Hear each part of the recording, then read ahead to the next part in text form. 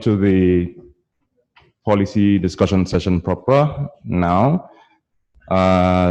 Just to note, a few housekeeping rules, code of conduct. We are strongly advised to treat everyone else with respect and politeness. If you're going to the microphone to speak, please ask the chair. When you're given the floor to speak, please introduce yourself clearly, where you're from. And generally, the Afrinic website shows a code of conduct for our meetings and discussions, and you're advised to avoid behavior or remarks that give offense or discriminate based on gender, sexual orientation, religion, race or ethnic origin, language, or any other perceived social, cultural, or personal differences. Personal attacks or otherwise defamatory or discriminatory comments will not be tolerated. If you disagree with someone, please state your opinion calmly and politely. We have a very, very packed agenda. Please keep your remarks on topic for the relevant part of the meeting. Respect the timekeeping again.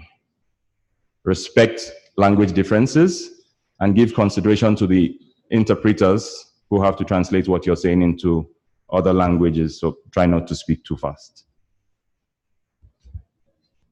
We hope, really hope, that we'll keep the discussions in this room today focused on the policy proposals we're discussing, not persons or historical issues that you may have had with anyone.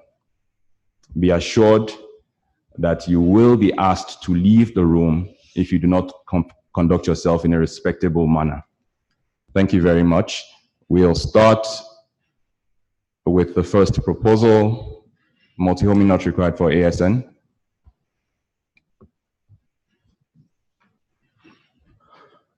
Yeah.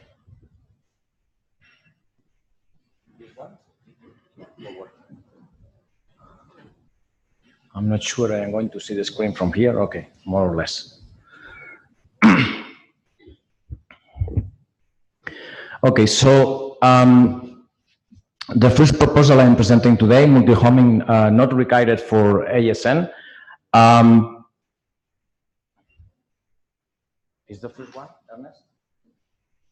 The first one? Down. Okay, that one.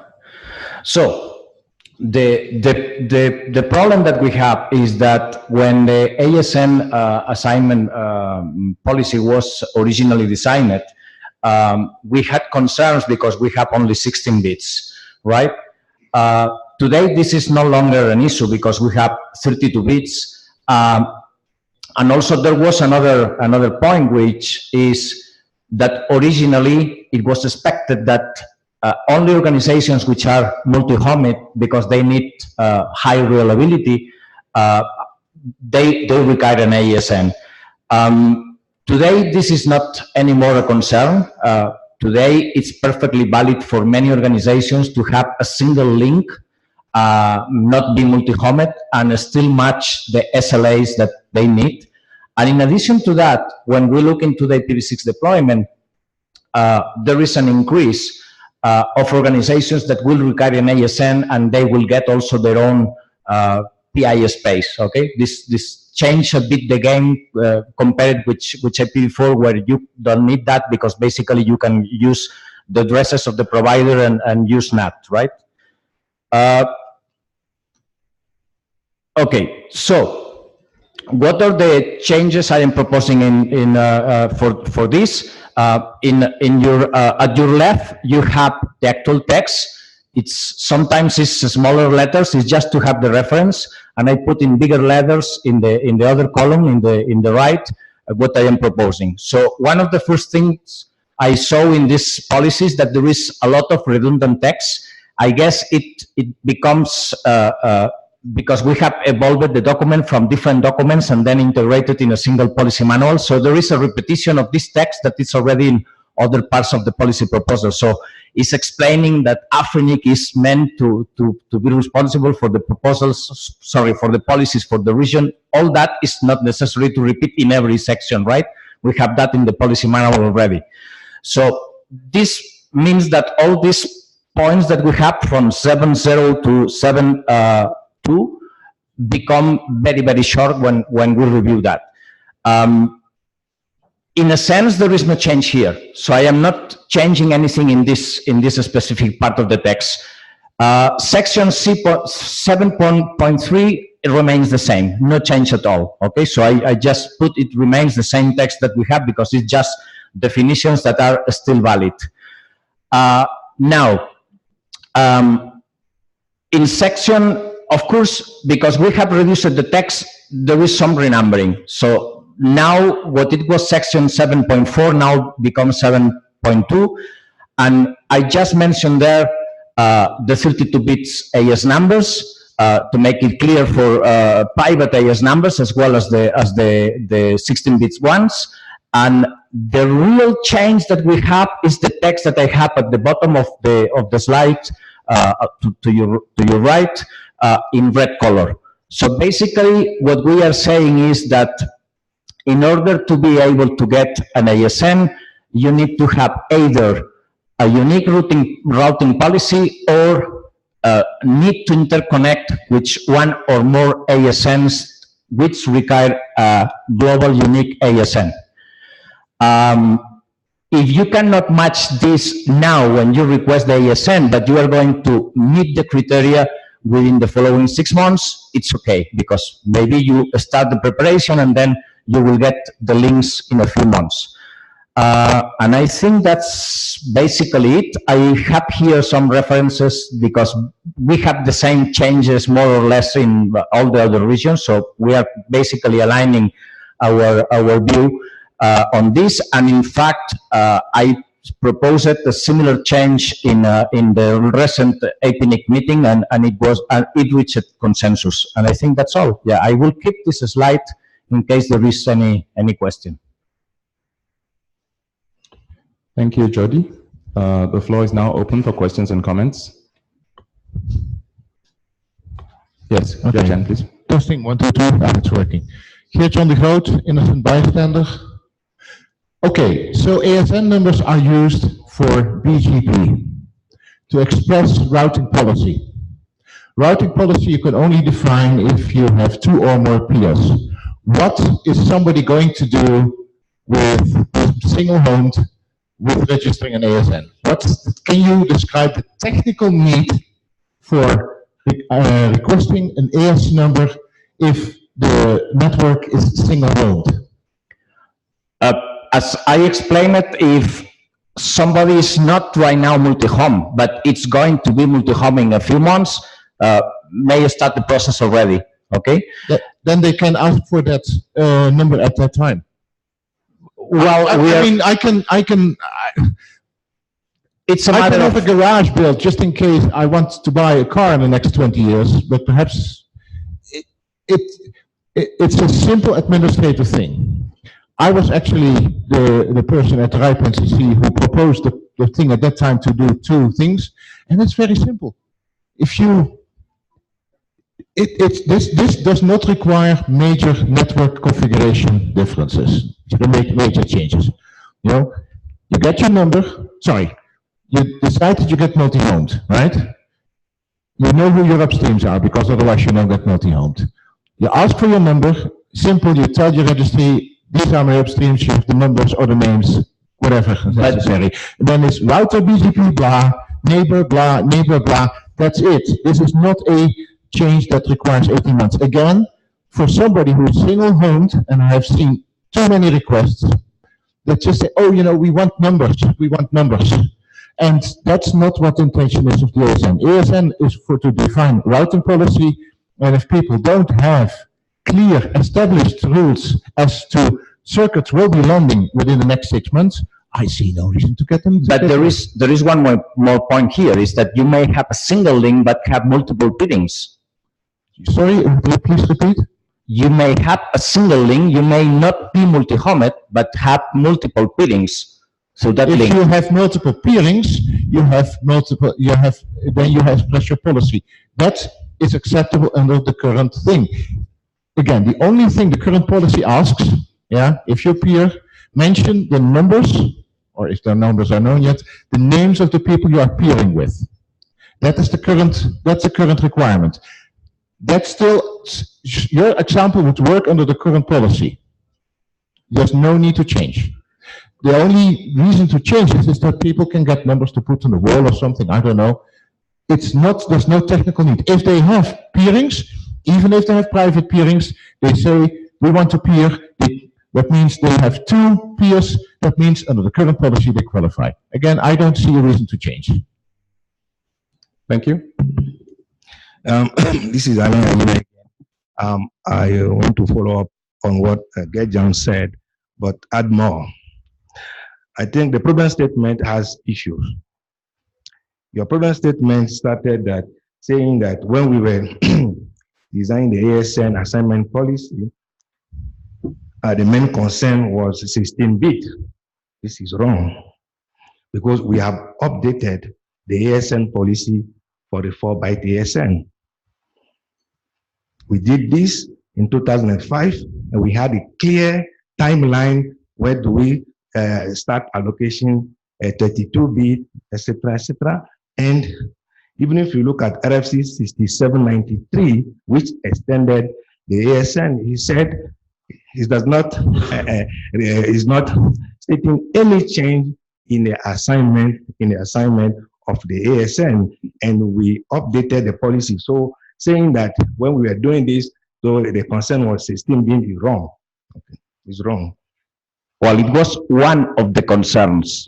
But I'm having a reduced number of bits, you need to be more conservative. But that was one of the concerns. I'm telling you that we moved to the 32-bit with the same assignment criteria. So that means the current policy which you are trying to amend, okay, has been updated to accommodate the 32-bit. But when we did that, we did not change the assignment criteria because there was no need to change that. So that means the first paragraph of the problem statement has the issue. Then the second one is this kind of example in the problem statement saying that what is the number? If I can't see it online, okay. If each of the 5 RIR were to assign, we don't need this. We don't put this in the problem statement of a policy. No, if this kind of example, like Gedjan was saying, so the game was, oh, we have a large number, just let's give it out. I don't think this should be in the problem statement of a policy proposal. Alan, the problem statement is not part of the policy text. It's just an explanation. You may disagree with explanation. Section 1. Okay. Summary of the problem being addressed by this proposal. And let me finish. But I can see they only want to cut me. They only, I still have a couple of points. Then, as Gedjan said, the current policy proposal, and it looked like staff had bad or wrong interpretation. If you read, it said unique routing policy, multi-home, but he said that the allocations, the evaluation must be done following RFC 1930. And if you read the 1930 explained that you may be single home, but you may qualify for ASN. So once again, co-chairs, the text of the policy, I don't think, okay, the intention is not that you do not support the policy proposal, right? No. I don't want to discuss support policy or not. I raised some technical issue. But if you start talking support oppose, I don't want that. I raised some. So you support it. Next, please. Okay, I'm coming from AFNOG. So, Jordi, look like you were too in rush when proposing this proposal. First, the title of your proposal, I think, is not accurate. The correct one is multi-home not required for AS, not ASN. Second point, item 7.2.1, you put an or at the end of the phrase, and it's contradict with what RFC 1930 is saying is clearly put when you go to IRC1913 that, let me read to you.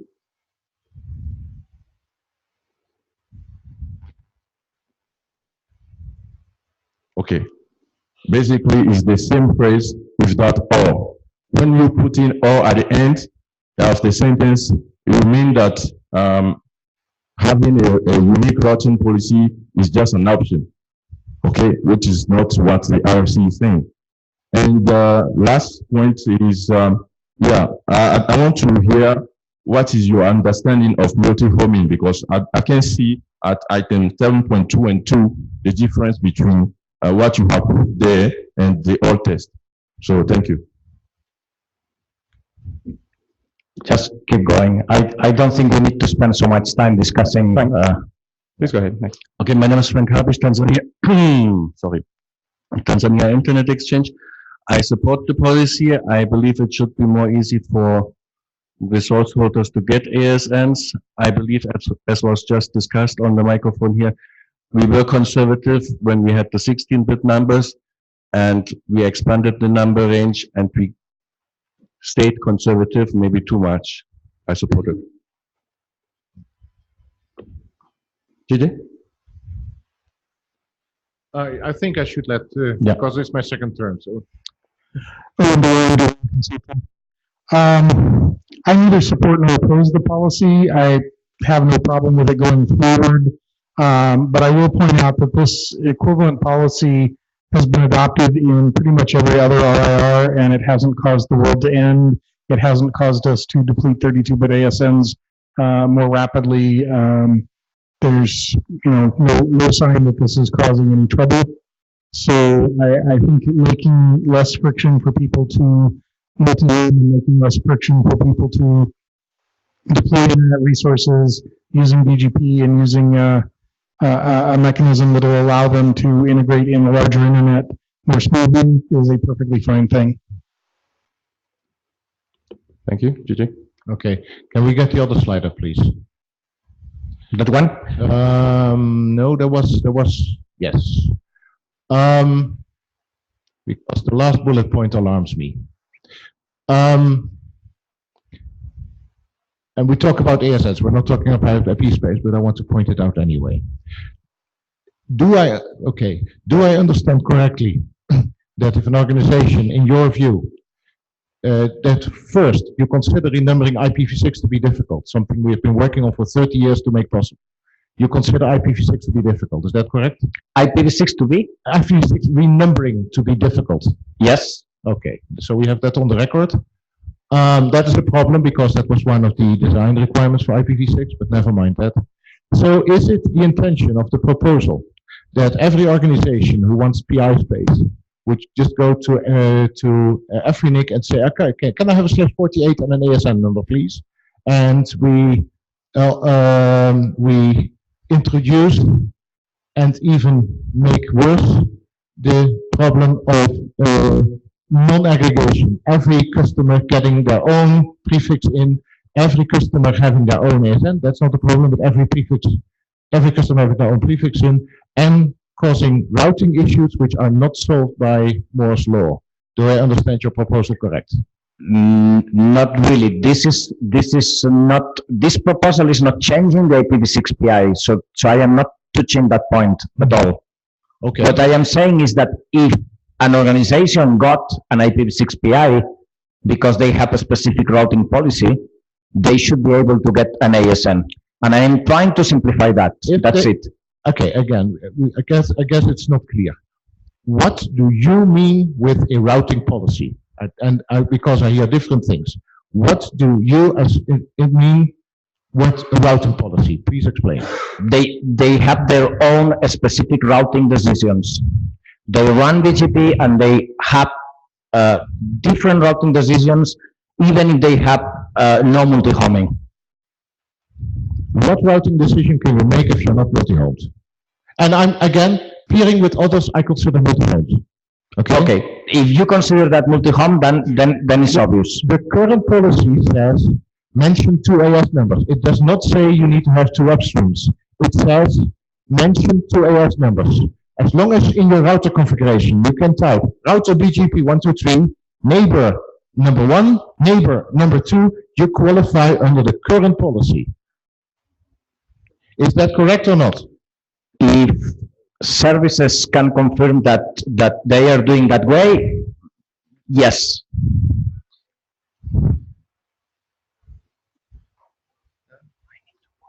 Are you done? Okay.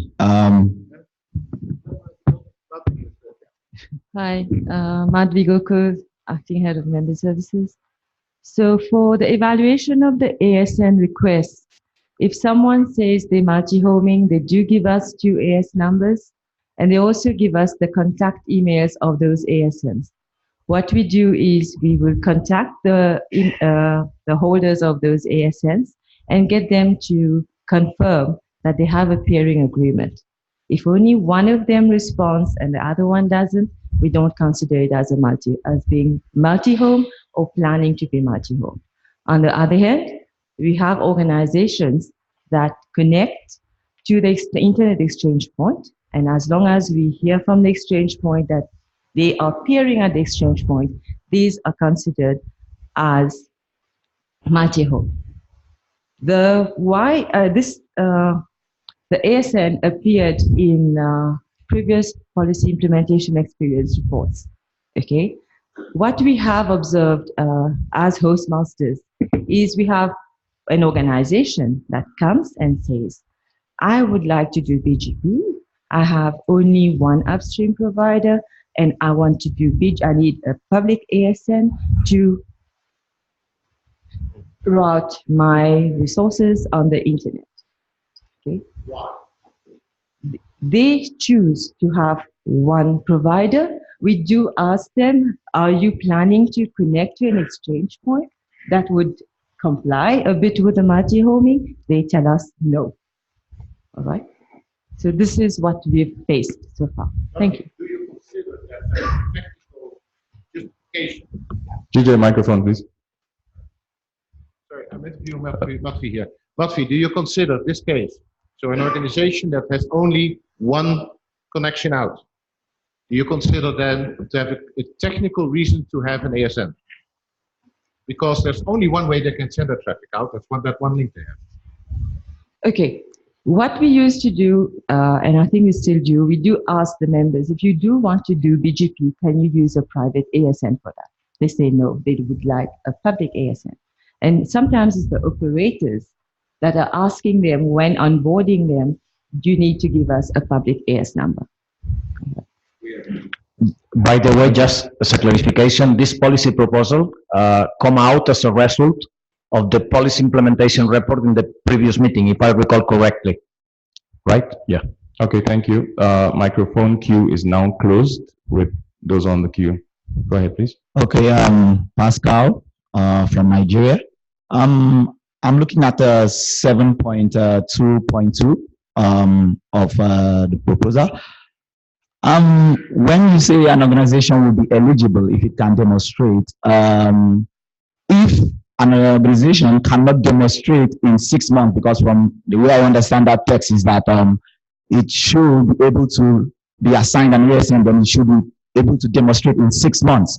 I don't know. I don't think it's clear, because if it cannot demonstrate in 6 months, what's happened? Is it the assignment is automatically revoked, or I don't really know. This is something generic in all the policy manual. If you don't match the criteria, you are not matching it anymore, right? So you can get your resources reclaimed. That's an obvious consideration, and I don't think we need to repeat that in every specific part of the manual. Okay, all right. Don't you think, I don't know, 6 months might be, the duration of 6 months might be too short? This was discussed in the mailing list. I think I suggested originally 12 months, and the suggestions I got from the mailing list was, it's too much, you don't need that much time, let's make it 6 months. It's okay. Thank you. Okay, Madhvi, please go ahead. Okay, just to add, because I've just been informed that some ISPs are also requesting the resource holders to create their route objects. Okay, and to create a route object, they would need, there is the prefix as well as a public ASN. Okay. Yeah, but this has a problem. If you want to create a root object, you need root object. You are just putting the AS which is supposed to announce. So it may not be yours. It can be the other the provider's AS. So this still have a problem. Okay. Please go ahead, sir. Yes. My issue relates to removing. Name and affiliation, sorry, sir. I'm Nikweno, representing myself. Excellent. My issue relates to kind of denying or removing our interest in serving things by need, establishing the need basis. Because if you notice, you are removing the ability to evaluate, okay, by removing the reference to the 1930. And I have some strong concerns there, because no matter what it is, whether the person is able to unique routing policy or not, or multi-home or not, I want to insist that we go through the process of evaluation, because we are having these things to deal in trust. And so we must commit ourselves more to evaluation of things and making sure that things are really in the form and the way that we have committed to whoever gave us those identifiers to distribute. And so removing those sort of things actually concern me, because it's as though we think we have so much of it, we can just abuse it. And I am very, very concerned about those kinds of things with such a policy. I think the new wording, it's doing the same task without relying in an RFC that it has not been updated for a long time. That's my view.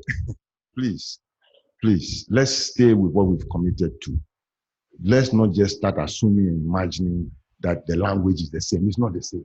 Even the extension of the ASN says that you must still follow the 1930. So why is it that all of a sudden you can remove it? In that case, let's remove everything, just share the numbers. Is that how we're supposed to work? No. Let's follow the policies that we have. If you don't think the policy is right, we have to find the right policy. This is not the right I think it will be good to have, unfortunately we didn't have the staff assessment on this, but it will be good to have the feeling from the staff if we are removing any capability from them to do a proper evaluation. Okay, thank you. Please, let's try to speed this up. I can go ahead. Yeah, okay. Hi, Simon Nakhal, Telecom Authority Egypt. I think this policy will help much with IPv6 because for filtering routes in my network, coming routes, income routes in my network, it will be too difficult to filter all /48, but it will be easy to filter based on autonomous system number.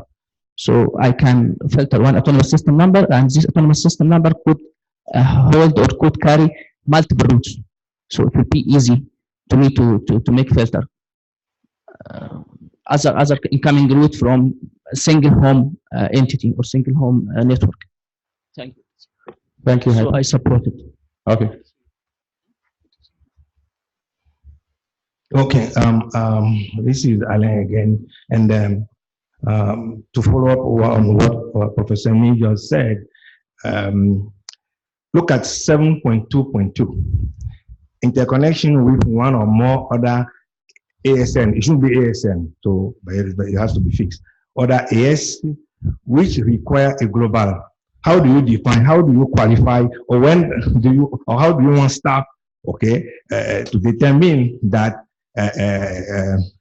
such organization need a unique global ASN if you are removing 1930. So why are you removing the evaluation on 1930?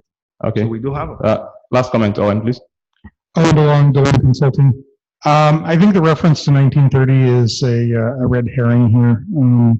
We can easily include RFC 1930 in our considerations without having to have it in the policy text. It's an RFC. It's how the internet runs. We reference RFCs all the time without explicitly calling them out in policy. That's not an issue. I think also the discussion is centered a lot on whether you need an ASN in order to decide how to send traffic, and we're ignoring the fact that ASNs are not only used to decide how to deliver traffic, but they're also used to announce your prefixes for others to decide how to get traffic to you. And There are a lot of situations now with cloud providers. There are a lot of situations with IPv6 provider independent space, and a lot of situations with how the internet is evolving, where it is actually useful to have an autonomous system number, even if you are single homed. And so I think that we need to take those into consideration. This policy exists in other regions and has not harmed the internet. I don't see a reason to oppose it from anything that's been said here. Thank you. Thank you very much. Thank you, Jordi, for the presentation. You may please take your seat. Yeah, you may go seat. Oh, okay, but the next policy proposal is you as well.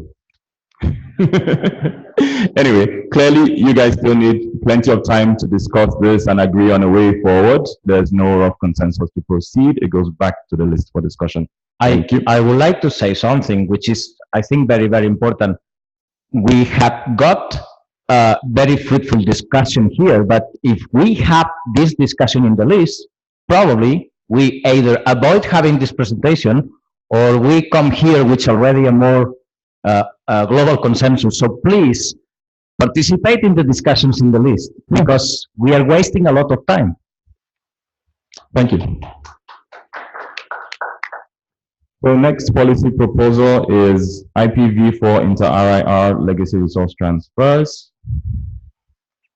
Author Jordi. Now, there are two policy proposals with almost identical names. So Jordi is proposing to deal with the same issue as he sees it, with two options. Yeah. Let me explain a little bit the slides so that people don't get confused. Those are two different policy proposals trying to approach the same problem.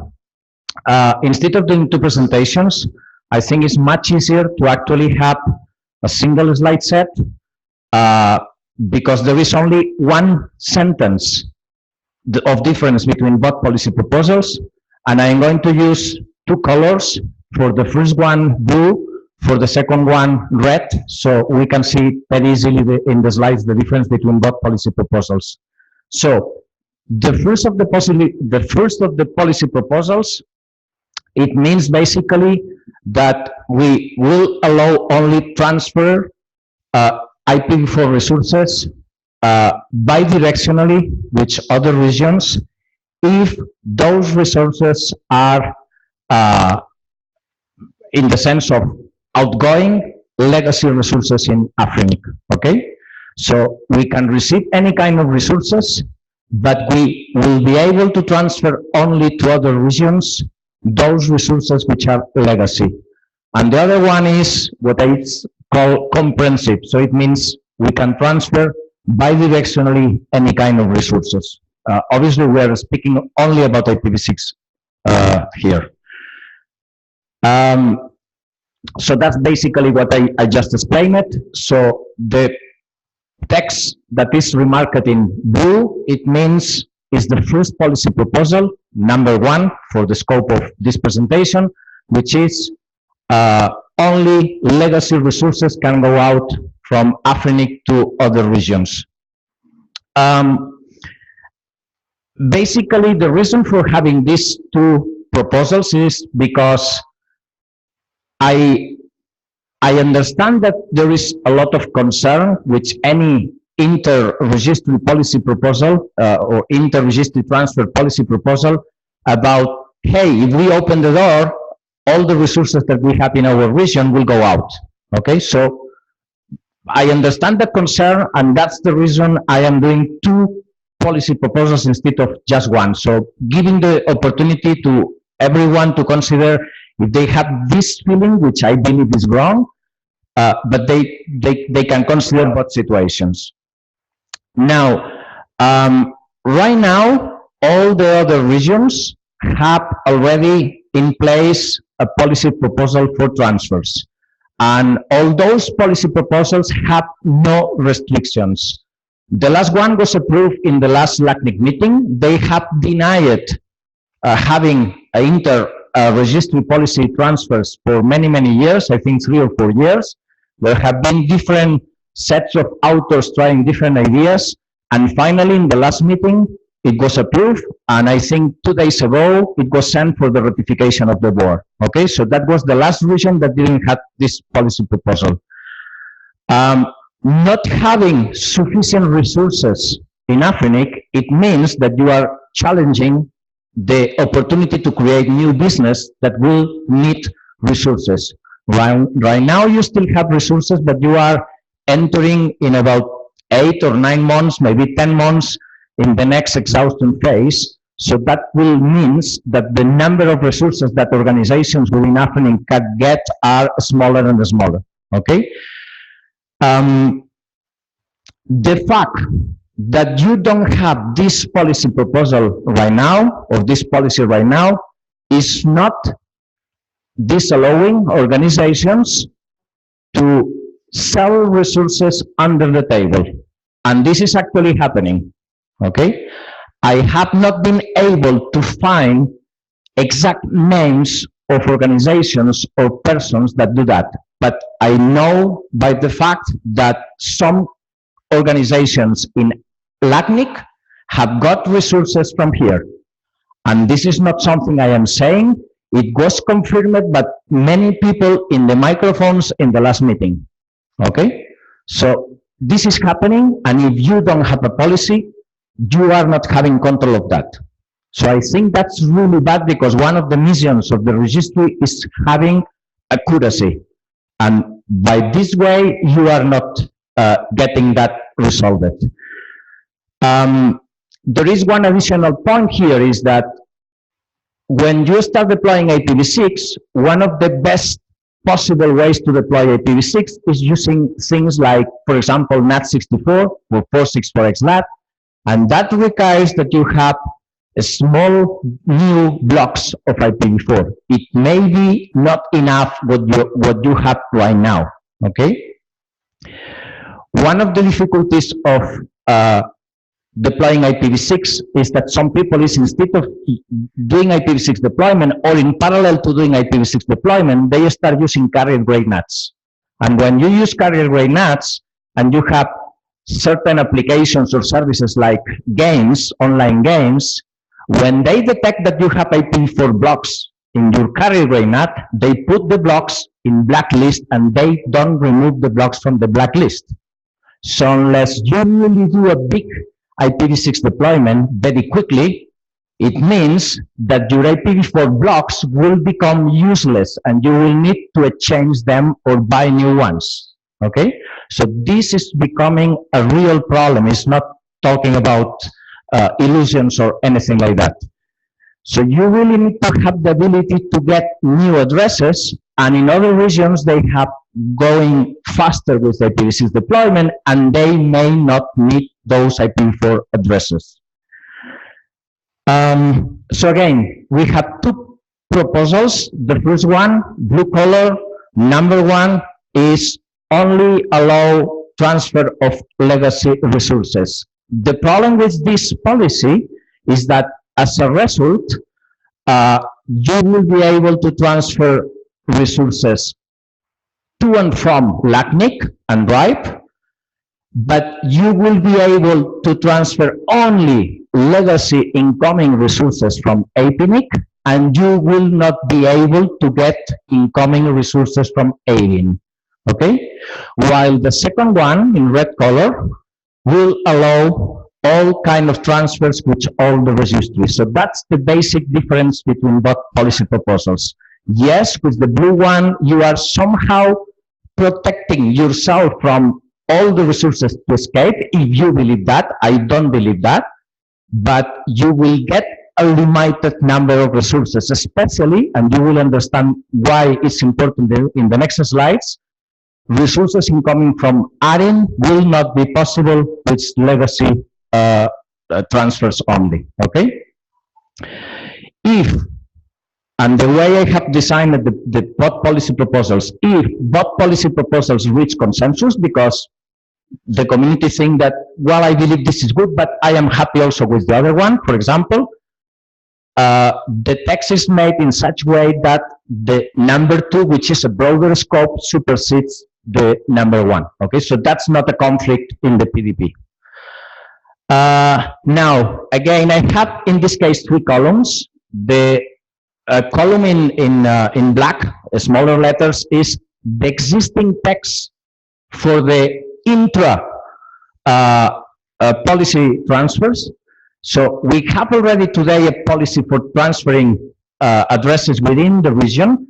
And instead of making a completely new policy, what I did is change it a small bits of text to keep exactly the same meaning of what we have today, but allow that this policy can be read for intra or inter. Okay, so that's the changes. And as you can see, the only difference between policy proposal number 1 and number 2 is that I removed one specific paragraph, the red circle over there, which says in the inter-RIR case, if the source of the resources is located in Afrinic and the destination is another registry, only legacy resources can be transferred. Okay, so that's the only difference between both policy proposals. And again, the idea is to keep the same text basically that we have for the internal transfers, but allow to choose between transferring from another country or transferring from another region. I am not going to read the text, just explain again that it's just the basic meaning that we have with the internal transfers today. And again, you see that there is no difference between both policy proposals. And references, I have used it for some of the next slides, some presentations done by AIS19 and by the NRO that explain why I believe that you should not have the fear to start this now. One important bit here is that according to what I have, the information I got, if we reach consensus in this policy, and of course the consensus means 2 or 3 or 4 weeks from now, and then the ratification from the board, and then the implementation can take maybe 6, maybe 8, maybe 10 months from now. So it's not something that will happen immediately, okay? So that probably will match more or less with the time when you get into the next exhaustion phase. Now, some data. If you look at the IANA registry, the number for legacy /8 is what you see in this slide. So in the case of Afrinic, you have only 2 /8s. So the maximum risk, if you want to say that way, if we approve policy number 1, is that 2 /8 could escape, okay? But this is the maximum risk. And the existing policy today says that exactly the same that these proposals, if legacy is transferred, it is not anymore legacy. So maybe it's not 2 complete /8s. Maybe some of those have already been transferred, so they are not even legacy anymore. Okay? So probably the risk is smaller than that. If you look, for example, to AIS19, they had 75 /8s. And that means that they are able to transfer a lot of space just looking at the legacy. But under the policy proposal number 1, you will not be able to receive anything from that because they are in policy proposal ask for reciprocity. So if you don't have equivalent or matching proposals in both registries, they will not allow you to get their resources. If you look for policy proposal number 2, sorry, in Afrinic, we had 4 /8s in addition to the 2 legacy ones. Okay, so the maximum risk to get resources out of the region will be 6 /8s. But if you look at the rest of the picture, of course, that's nothing compared to how much you can get from the other regions, right? Now, what has been going on in the different regions in terms of transfers? And please understand that LACNIC is out of this picture at the moment because this has been the last 4 quarters reported by the NRO. So if you look at what happened, Erin has provided 1 year ago, in the first quarter 1 year ago, 5.6 million addresses to RIPE and 16.5 million addresses to APNIC, while Erin only got 111 case from APNIC and 290 case from RIPE. So clearly, the region that is providing resources to all the others is Erin. There is no any other imbalance in the sense that other regions are losing resources. It's Erin which is more advanced in terms of IPv6 deployment and that got more legacy resources, which is saying we don't need any more addresses, let them go out. If you look at the next quarter, the numbers increase. So instead of 16.5 million to APNIC becomes, same number to APNIC, but to RIPE, instead of 5.6, it becomes 8.2. In the next quarter, it becomes 8.8 and 16.6 million to APNIC.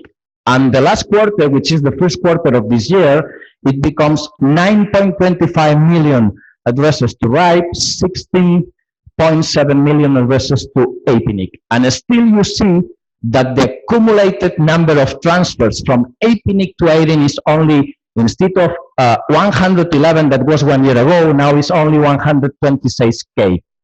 And from RIPE is less than 500,000, okay? And again, there is still some balance between APNIC and RIPE, but quite small, and it's almost the same in both directions, okay? So those are numbers, those are facts of what is happening. Why we may believe if APNIC enters into this market, let's say, the situation will be different. Why we believe Erin will get all the resources from APNIC now. Erin is the one providing the resources to the rest of the world, and they still have a lot of resources.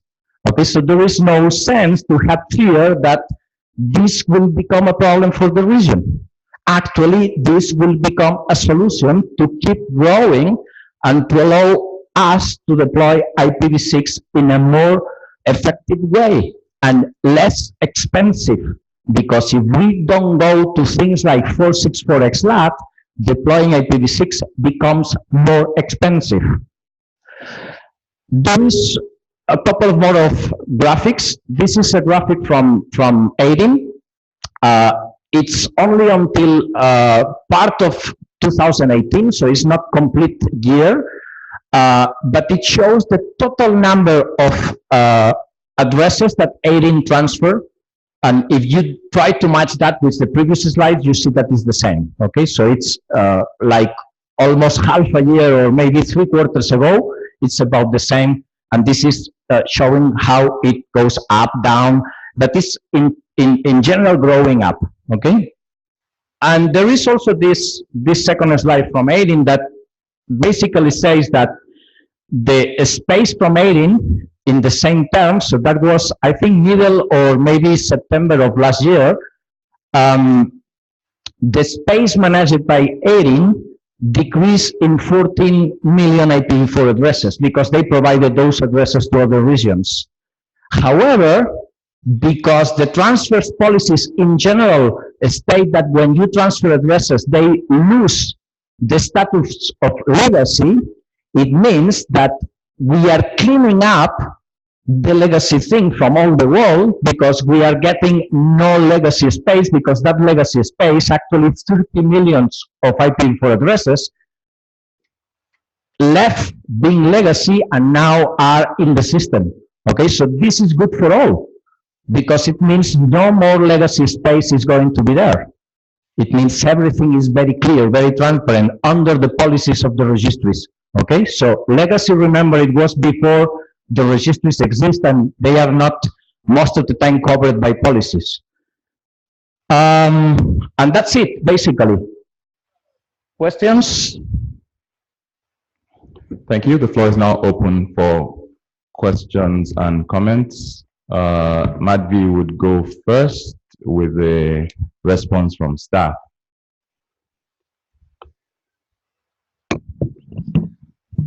Madvi Gokul, Member Services. Just a clarification, we do not have around 2/8 as legacy status. The rough amount is around 8 million of IPv4 addresses that have legacy status at Afrinet. And So you mean the data in IANA is not correct, or because I got that data from the IANA webpage? I will have to, we Okay. can have a conversation afterwards as to how what IANA defines as legacy. And anyway, I don't think that changed too much the picture I am trying to describe, just for clarification. So, Jordi, there's a section 5.7.33 in the current policy manual, and 5743? 5733. 33. Yeah. Yep. Okay. It's not in this text on the left here, and it doesn't appear under the conditions that you're proposing. Yes, I think that was because when I modified that text, I put something that makes the same function in this page. I am trying to remember what it was exactly. The nice thing of having the staff assessment is that I can prepare this in advance, but source entities must not have received a transfer location as the restriction excludes mergers and acquisition of transfers. So 5.7.3.3. Yes. Source entities must not have received a transfer, allocation, or assignment of IPv4 resources from Afrinet for the 12 months prior to the approval of the transfer request.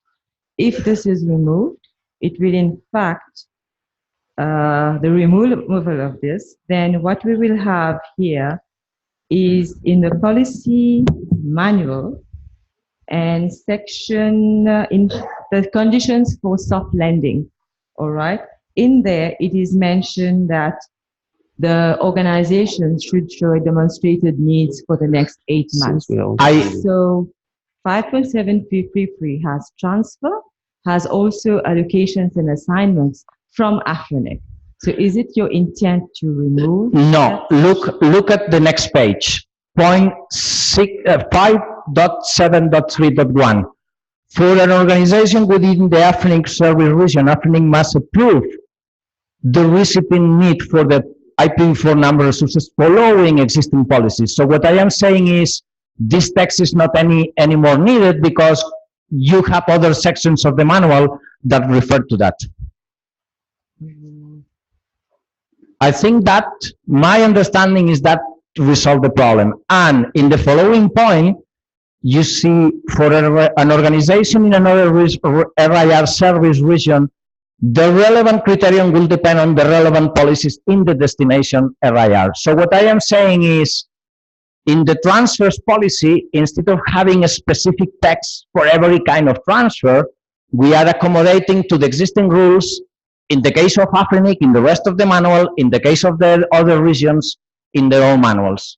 No. Okay.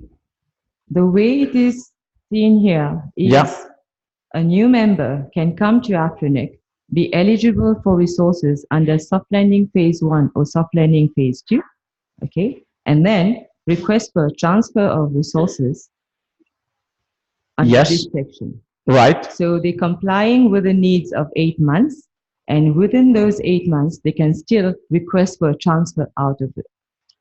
Which I think is right. To another organization or outside. If they have more needs, why not? Yeah, but then when they're coming for resources, they demonstrate 8 months needs. They demonstrate for a specific period of time, but if they need more resources, why they cannot do a transfer?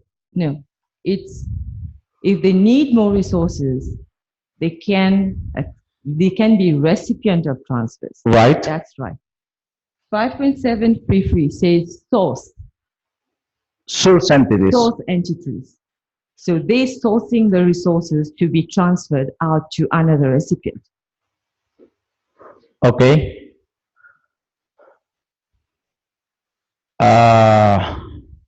I need to think about that. I am sure I thought on this point, but I don't remember right now where is that placed. If we had the impact analysis, it will be much easier again. Yes. And something else.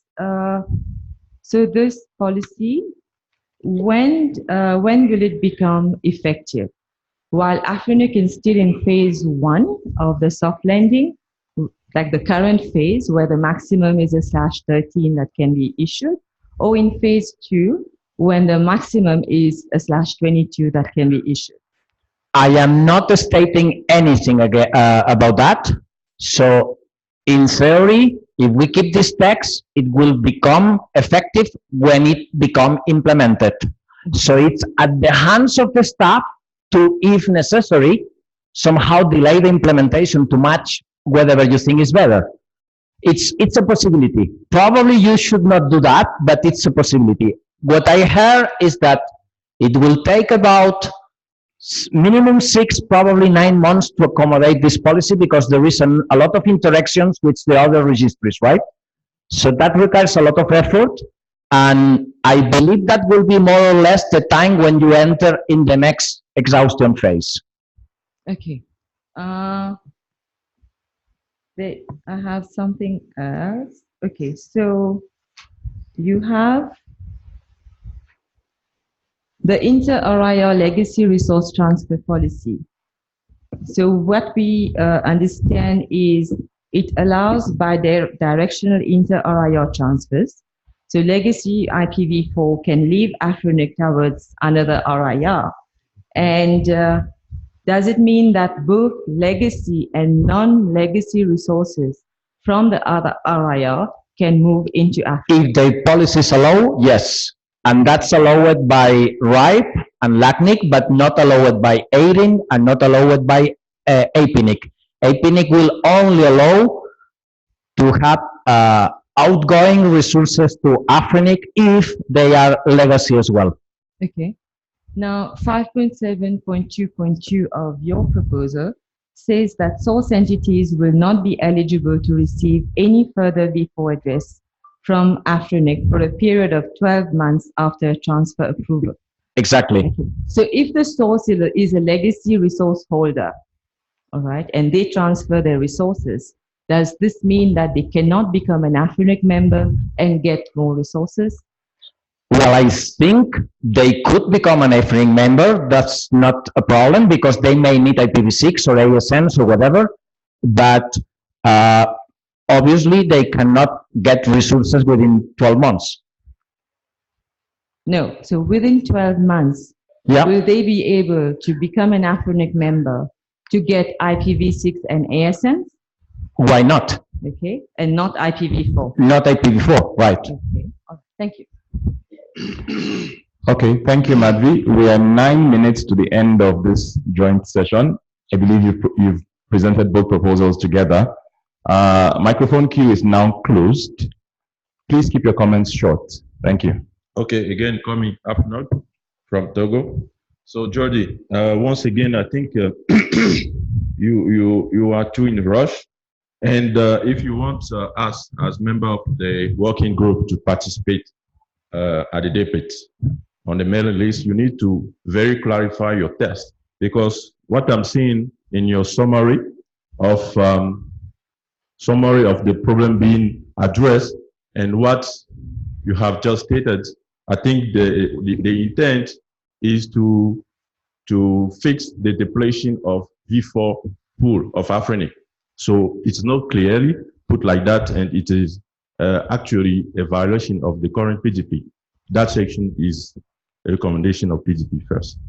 Second point, I'm going to read what just a portion of what Madvi just stated. CPM 5.7.2. IPv4 resources to be transferred must be from an existing Afrinic member's account or from a legacy resource holder in the Afrinic service region. So we currently have provision for legacy resources to get into Afrinic V4 pool, okay, to populate that pool and to serve the region. So I don't really see a need. There's a lot of, you have a lot of legacy, and the same policy is stating that transferred IPv4 legacy resources will no longer be regarded as legacy resources. So we have a solution already. But so it's fine. The point, give me just a second. The point is that the existing policy only allows you to transfer resources within the region. Yeah. Not from outside. And in the region, you don't have enough resources to grow. Oh, I think Madvi just gave a number about legacy resources. So what we need, let's already bring that legacy resource inside the Afrinic pool. Then we can see the way forward, right? So my third point, and is the last point, we must stop saying that because the proposal has been implemented in other regions, it's supposed to be easy here. So, I mean, there's a process to get a global policy, right? So please, thank you. This is not meant to be a global policy. In fact, the policies in different regions for transfers are different. And I don't really believe in global policies in general. Global policies are useful to coordinate between the registries and IANA, but not with different policies in different regions, which not always match exactly the same. A global policy requires exactly the same text approved in every region, and that's almost an impossible thing most of the time, because if you change just an article or a verb, it's not anymore the same text. Okay, thank you. Next, please. Thank you very much. It's Daniel for the record. I've had at least this discussion on the mailing list, and it's interesting, and I'm very happy, Jordi, you've done your homework. But if we go to what our forefathers in the question of Afrinic came up, was that these resources were transferred for Africa region, and they were to enable the digitalization and the growth of the internet within the region. I believe that we haven't yet reached that level like the other regions in the utilization of the resources.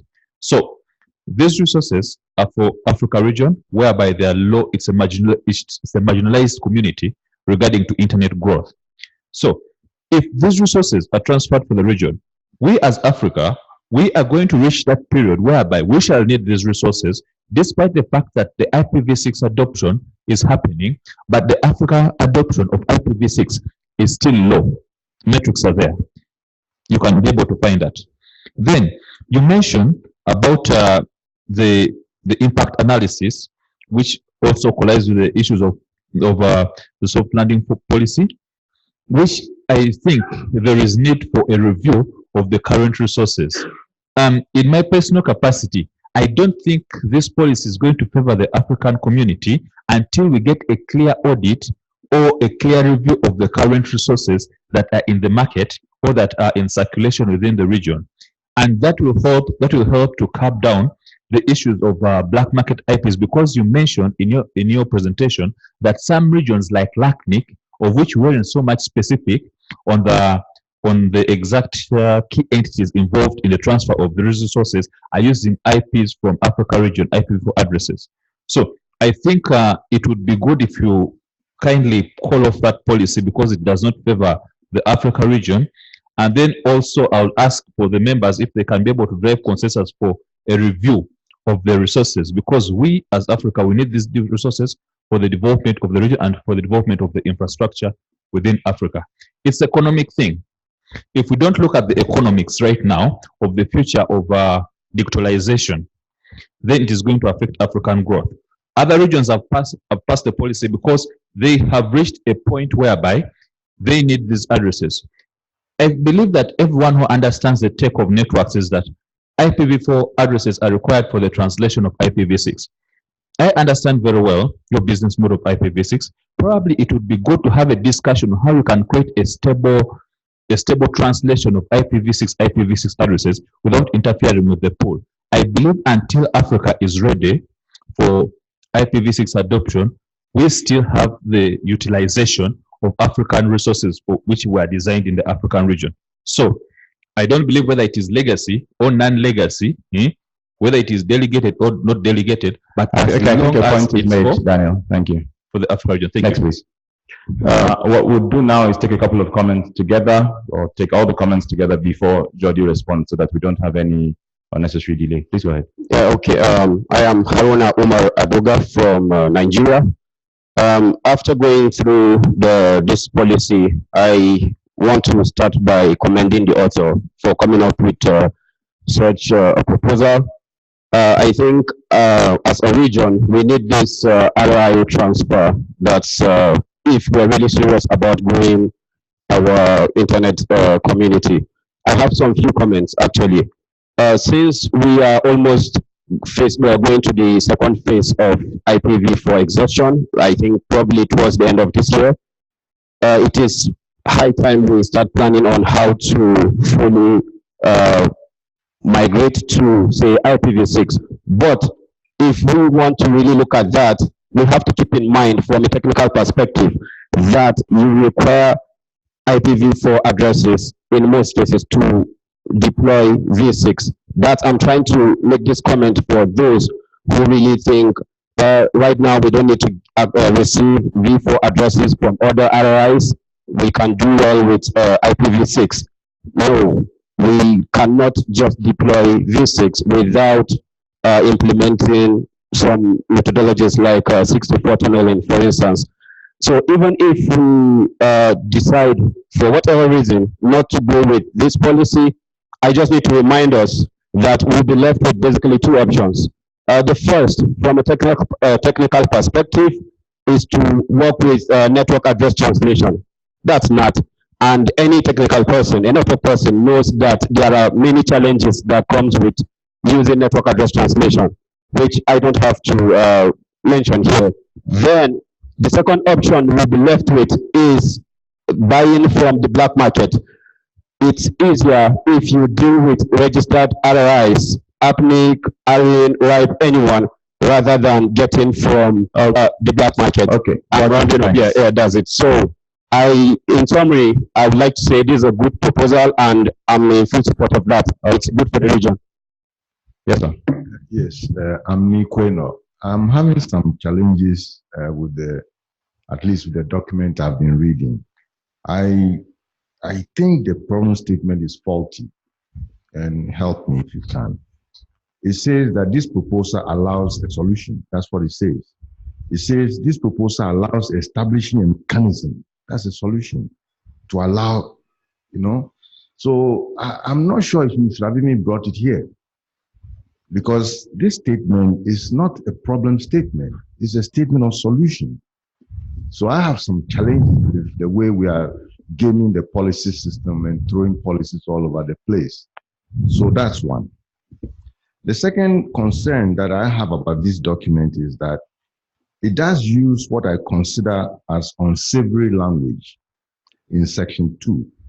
It says this: an inter-R mechanism has not been established in Africa, which is leading the region to a situation of discrimination and scarcity of addresses, not only in the RR itself, but in the region's market. But if you really look at it, this discrimination you're referring to must have existed before even soft landing. Why is that at soft landing, you didn't just give all the numbers to us? It existed before. So I have some difficulties with this kind of description of what the problem is. Okay. And the last comment I can make is that this kind of policy has been discussed multiple times. Okay. And that's what resulted in the intra-RR. So if there's going to be any change, I expect in your problem statement to show data that supports the need for it. I mean, what is new? That's really my problem. Thank you. Thank you, sir. Next. I think proposal number 1 is absurd. The idea of legacy resources is a kind of artful fiction. There are not legacy resources. There are resources that were issued prior to the RIO system, and we call that a legacy status. The moment any one of those resources is transferred, it should no longer have any special status. It should be subject to all of the same rules and regulations and fees as any other resource in whatever RIR it lives in. So I think we should discard policy 1 out of hand. It makes no sense to me. I think the major objection to policy 2 that I'm hearing is people's concern that it will not only allow resources to be transferred into AFRINIC, but that it will take the AFRINIC free pool and somehow cause that to immediately leave AFRINIC. I don't believe that's true, but if that's really the primary concern, it's going to take quite a while to implement this policy if it is adopted. So perhaps adding a criteria that says this policy is not bidirectional until the AFRINIC free pool is exhausted or down to some particular level that we decide is no longer meaningful or whatever, could be a criteria added to the policy which would allow it to move forward and reassure those who have that concern. I do think a policy like this is needed in order to facilitate the transfer of addresses into the AFRINIC region, and I think the sooner such a policy is adopted and the staff can start preparing for its implementation, the better it's going to be for the region. Thank you. Thank you. Next, please. Thank you. My name is Alaru Chichuku from Nigeria. I tend to agree with Daniel that the resources in AFRINIC are for Africa, or is for Africa. But if the same resources are being sold under the table, then this policy will help us retain it. And secondly, it's a policy to help us manage these transfers legally, openly, and not under the table. And no one is going to force you to transfer your resources if you need them, if you're using them. I think that if there are adjustments to be made to the wordings or the documents, let's do so. Let's come together and do that. Make those adjustments, those corrections, and perfect the document. But this policy, we need it, and so I support it. Thank you. Thank you. Okay, thank you. Yes, ma'am. Hello, good morning, everybody. Good morning. My name is William. That's the next speaker. Okay. Thank you. Good morning. My name is Maimouna Diop. I'm from Senegal. And I see that we have translation, so I will speak in French to be clear on my... She's going to speak in French, okay.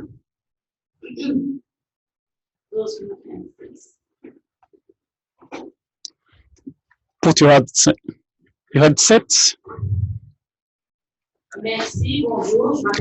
Thank you. My name is Maimouna. I'm from Senegal. I would like to thank you, to thank the person who did these proposals. It's not for the first time when you're talking about the transfer.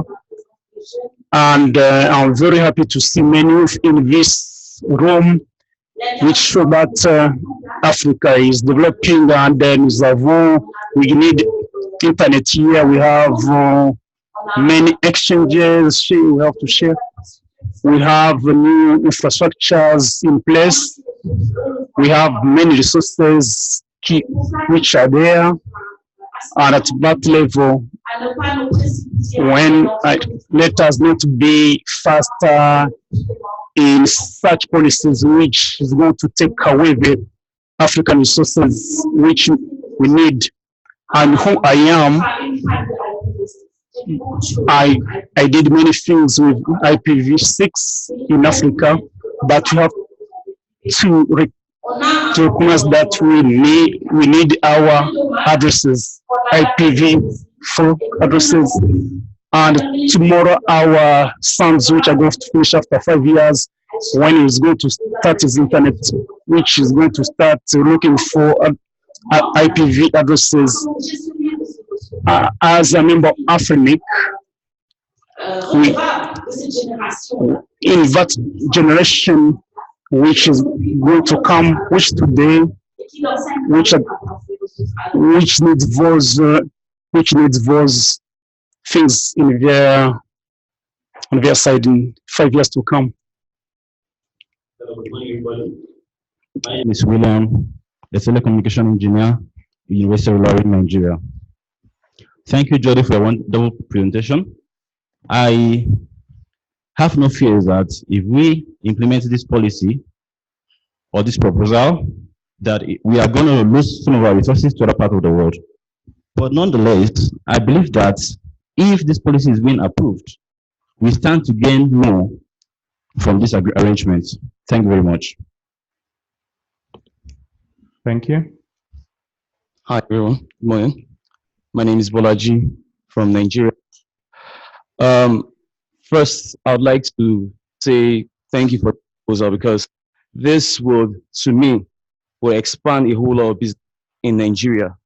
And the IPs that we are fighting to hold back will be open and won't be sold in the black market for any bad intentions or anything.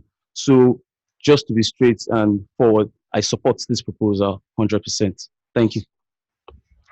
Thank you. Just so you are aware, we have eaten 8 minutes into the coffee break. There will be no extensions of the coffee break. Go ahead.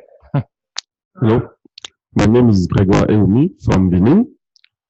So, in your presentation, Jordi, you mentioned that some IP are already in use in another region. So basically, it's already happened, the inter-area transfer. And I don't believe that the way we will solve the problem is to put another policy, because we already have another one, who is the review. So if people are use our relationship out of the region, they're breaking the RSA. So we should find a way to do the audit and not to open the door or to try to align with the black market. Thank you. If I can answer shortly that one. I think you should just wait for the others. Yeah. To come in. Okay. Yes, please go ahead. Me? Yes.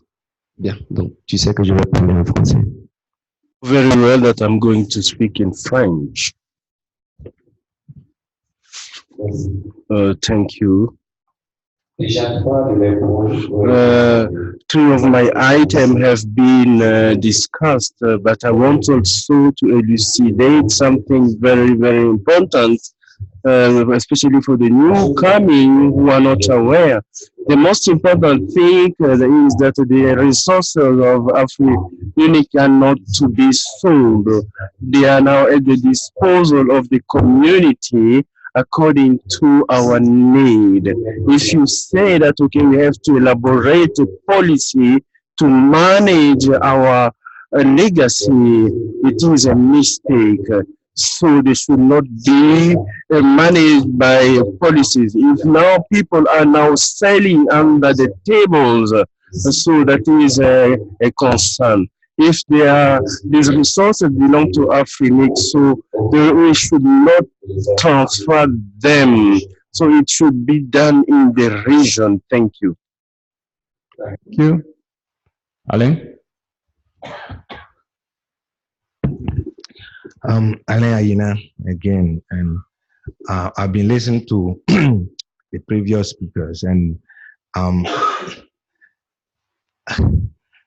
as me said, we discussed this many times.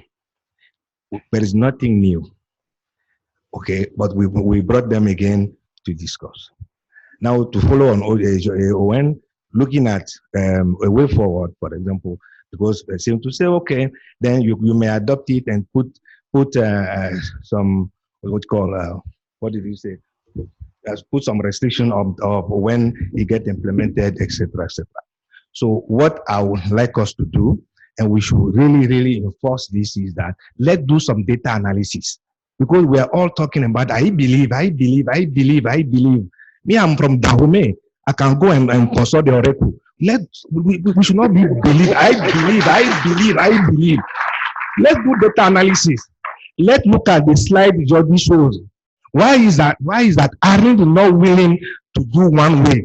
If all the numbers are moving from Arin to the other region, why? If the number, why? So for me, let's stop. I believe. Let's do some data analysis. We had the intra-area transfer. I would like staff to tell us. I showed data yesterday. Okay, we are seeing some intra-area transfer. So let's base the decision on data instead of I believe. Or if you want to continue believing, I will go consult the oracle for you. Okay, thank you, Alain, for your inputs. I had closed the mic queue. I see Owen probably wants to respond to give an orange perspective. I'll have you hold that thought for a moment. Prof, are you making a comment very quickly? Oh, always quick. You know how it is. I have a concern with the I support, because I think today, if you want numbers in a certain country, you can get the numbers we have within intra transfers. So it's not like we are starved of numbers. So I don't think you should let people say that without poking them to give you more detail. Meaning, with the I support, you stop. If you say you support, there must be clear reasons why you support. Okay. I wanted to also interject another thinking. If there are operators here who really think that there are numbers that they need to have for the region, which they can't get, let's say, from the intra transfer, they can go to the other places and get the numbers and come and operate it here. Why? Why can't they do that? They are members in many different areas. They can go and get it, and if they are allowed, they can use them here. So let's hope for us to get at the real evidence, and then we'll do much better. Owen, quickly, please. Owen DeLong Consulting. I'll be as brief and quick as I can. I want to be very clear that I'm speaking only for myself and my perception of what is going on in the ARIN region, and not in any way officially representing ARIN or the Advisory Council. Noted. I believe that the reason the ARIN community has insisted on reciprocity is simply a sense of fairness. I do not believe that you will hear a giant sucking sound of resources going from Africa to the ARIN region. I think that the kind of people that would engage in that are doing so under the table already. So I don't think there's a real concern there, but there is a sense of fairness and a sense that policies should be equal and fair among the different RIRs, and I think that is the reason for the reciprocity requirement. Thank you. Okay, thank you very much. Can I respond very quickly to some points? Please go ahead. Yeah, okay. Eating into their lunch, their coffee break. Some people said that the existing policy is already in place. That's not enough. You will not have enough addresses with the addresses that you have in the region. So that will work for a while, but not forever. The other point is several people said that we are discussing this again and again. This is normal in the PDP. Sometimes there is not the correct time for a policy proposal, and 2 years later, that comes the right time. Some people talked about the one way. Owen already responded to that. It's a question of fairness. If we try one-way policy proposal, we will not be able to have transfers with other regions. And finally, my last point, there have been several pointers to the review policy. Even if we agree on the review policy, that will not solve the problem, because maybe some people, maybe some employees, not actually AFRINIC members, maybe some employees are the ones selling the resources, okay? So having a review will take how much? 2 years, 3 years to review all the resources? How much that will cost? In that time, how AFRINIC will be evolved with the growth of internet penetration, which IPv4 or which IPv6 is wasting time. Thank you. Thank you very much. Return to your seat.